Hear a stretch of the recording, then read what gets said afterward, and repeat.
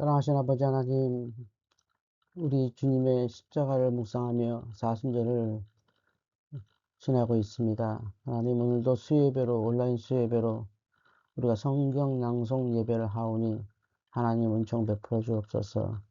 주의 옷자락이라도 잡는 심정으로 날마다 주께 기도하고 말씀 보길 원합니다. 이 오늘의 성경 낭송 예배를 통하여 참여하는 모든 성도들 축복하시고 우리가 읽는 낭송을 통하여 하나님의 음성을 듣게 하여 주시옵소서. 모든 순서 맡기오며 예수님의 이름으로 간절히 기원하옵나이다.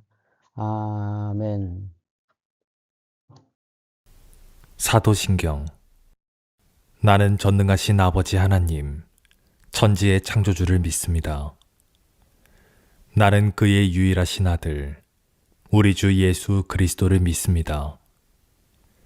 그는 성령으로 잉태되어 동정녀 마리아에게서 나시고 본디오 빌라도에게 고난을 받아 십자가에 못 박혀 죽으시고 장사된 지 사흘 만에 죽은 자 가운데서 다시 살아나셨으며 하늘에 오르시어 전능하신 아버지 하나님 우편에 앉아 계시다가 거기로부터 살아있는 자와 죽은 자를 심판하러 오십니다. 나는 성령을 믿으며 거룩한 공교회와 성도의 교제와 죄를 용서받는 것과 몸의 부활과 영생을 믿습니다. 아멘. 찬송가 150장 함께 찬양 드리겠습니다.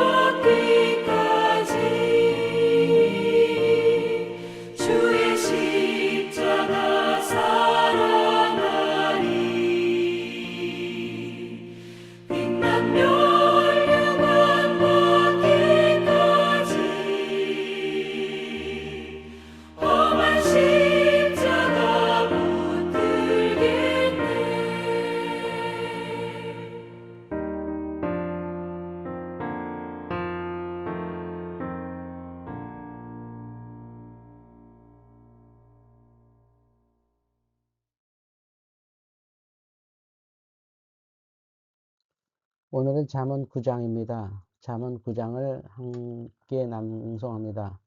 먼저 저의 낭송을 들으시고 각자 은혜 가운데 잠언 9장을 낭송하겠습니다. 지혜가 그의 집을 짓고 7 기둥을 다듬고 짐승을 잡으며 포도주를 혼합하여 상을 갖추고 자기의 여종을 보내어 성중 높은 곳에서 불러 이르기를 어리석은 자는 이리로 돌이키라. 또 지혜 없는 자에게 이르기를 너는 와서 내 식물을 먹으며 내 혼합한 포도주를 마시고 어리석음을 버리고 생명을 얻으라. 명철의 길을 행하라 하느니라. 거만한 자를 징계하는 자는 도리어 능욕을 받고 악인을 책망하는 자는 도리어 흠이 잡히느니라. 거만한 자를 책망하지 말라. 그가 너를 미워할까 두려우니라. 지혜 있는 자를 책망하라. 그가 너를 사랑하리라. 지혜 있는 자에게 교훈을 더하라. 그가 더욱 지혜로워질 것이요. 의로운 사람을 가르치라. 그의 학식이 더하리라. 여호와를 경외하는 것이 지혜의 근본이요. 거룩하신 자를 아는 것이 명철이니라. 나 지혜로 말미암아 내 날이 많아질 것이요. 내 생명의 해가 내게 더하리라. 네가 만일 지혜로우면 그 지혜가 내게 유익할 것이나 네가 만일 거만하면 너 홀로 해를 당하리라. 미련한 여인이 떠들며 어리석어서 아무것도 알지 못하고 자기 집 문에 앉으며 성읍 높은 곳에 있는 자리에 앉아서 자기 길을 바로 가는 행인들을 불러 이르되 어리석은 자는 이리로 돌이키라. 또 지혜 없는 자에게 이르기를 도둑질한 물이 달고 몰래 먹는 떡이 맛이 있다 하는도다. 오직 그 어리석은 자는 죽은 자들이 거기 있는 것과 그의 객들이 수올 깊은 곳에 있는 것을 알지 못하느니라. 아멘.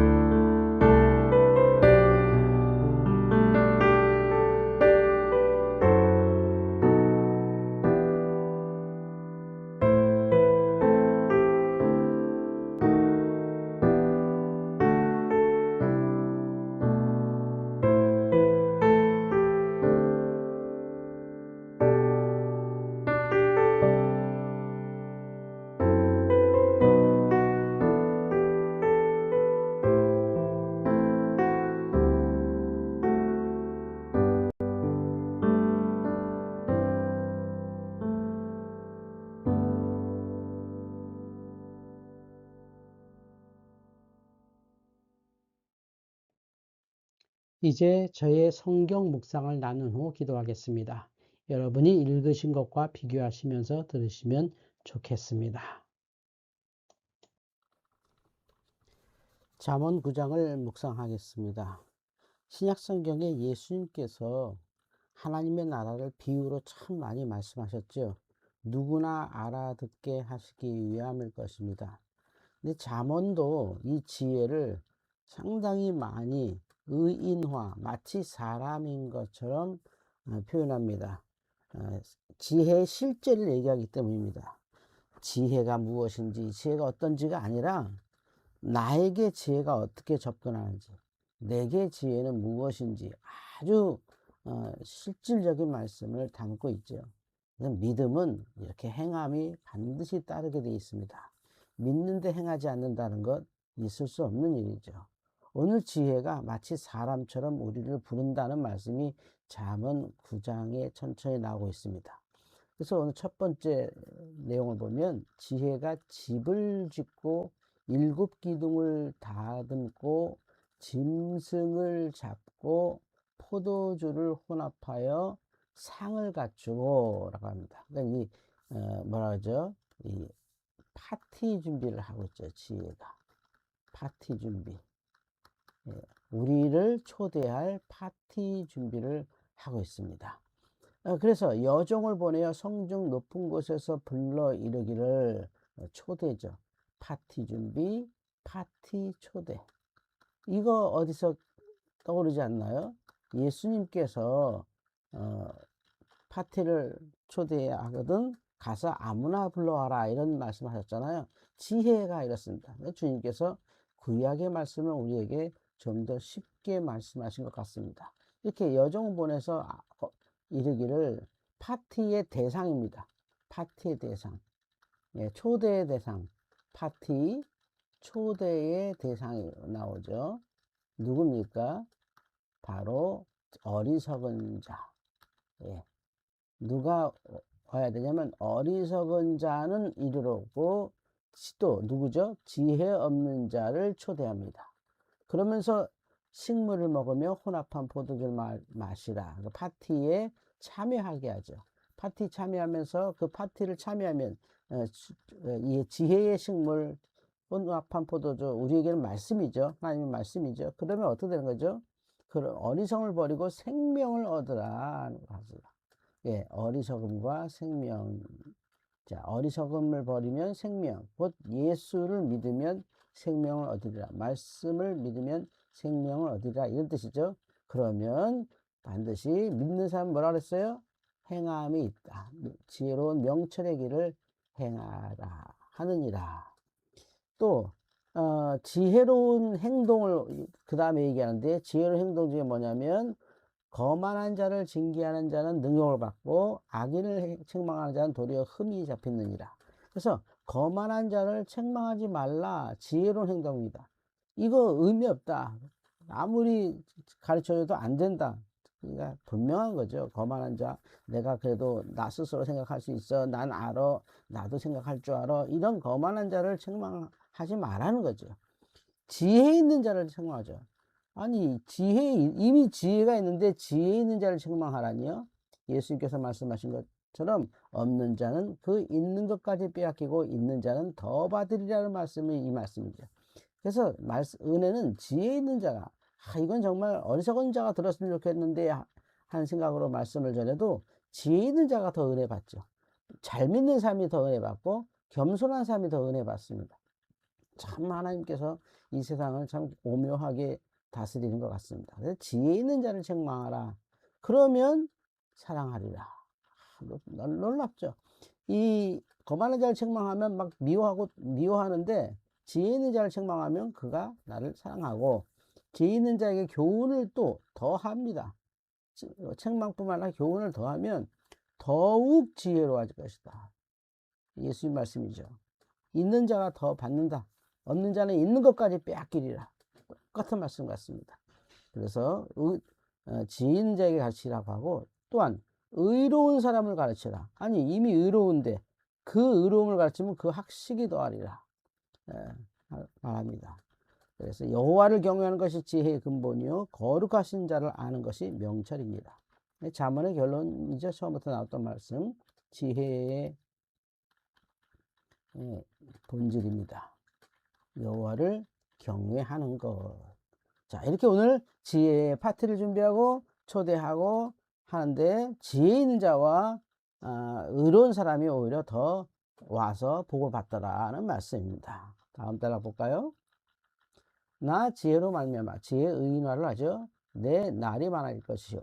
예수님의 말씀도 그렇고 구약의 말씀 보면 이 장수라는 것이 엄청난 복입니다. 장수할 것이요.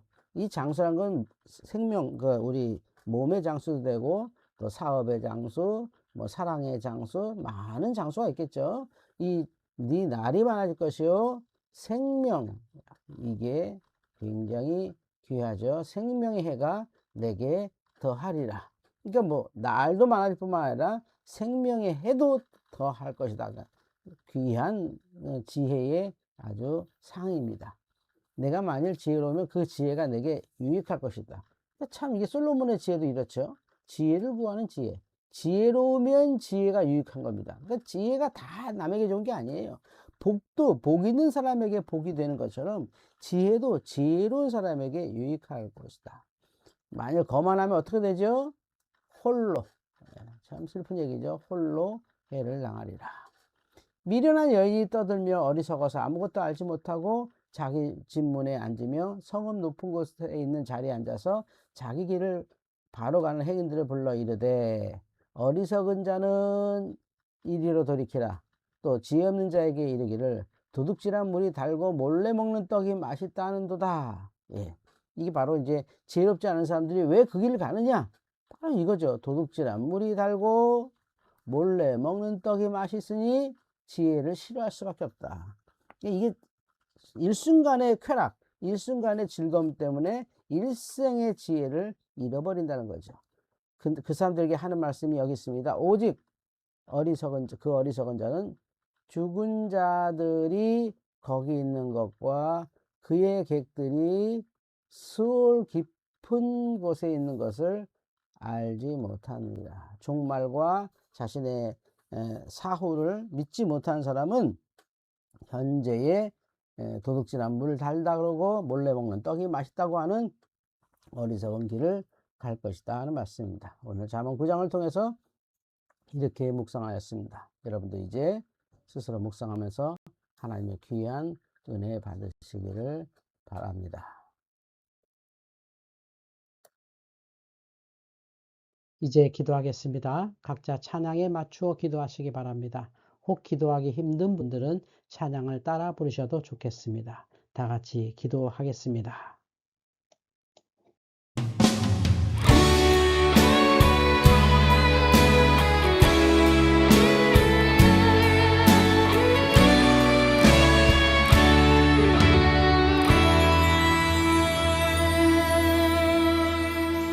전능하신 나의 주 하나님은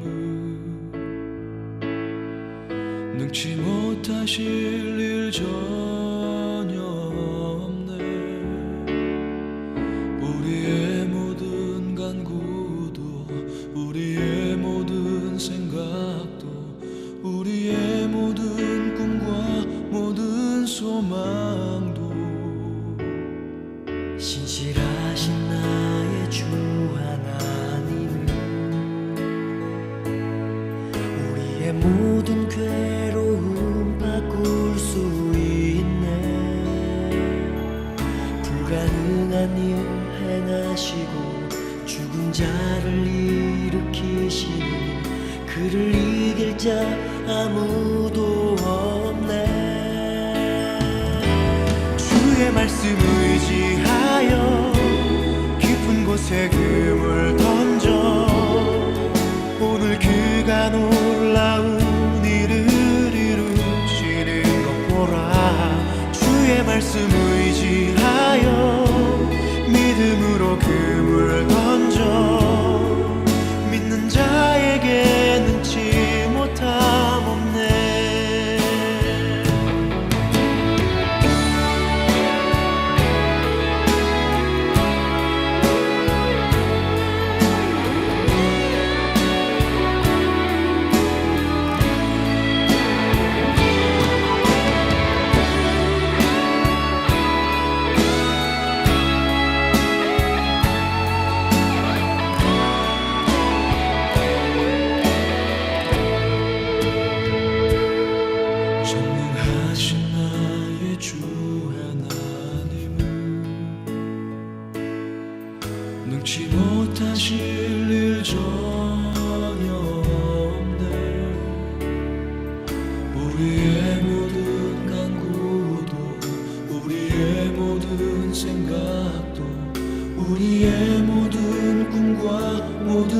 소망도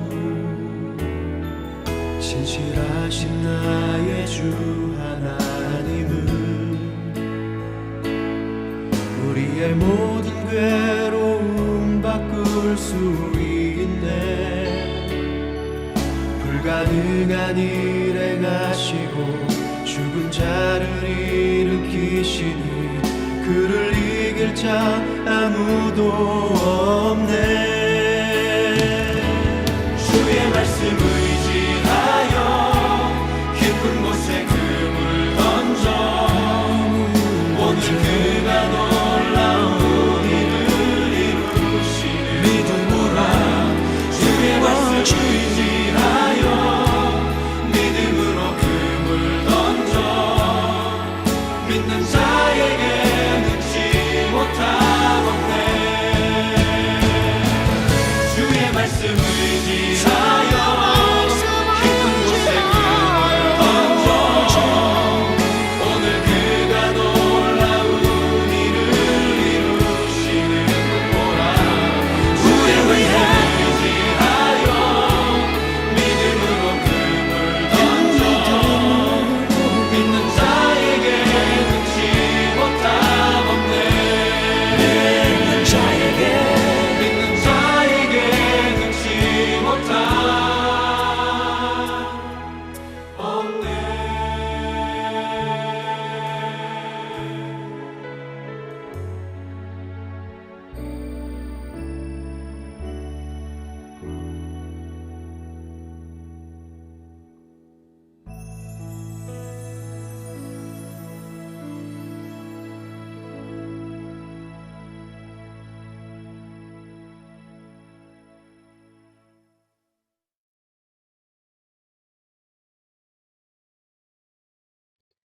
이제 주기도문으로 수요예배 마치겠습니다.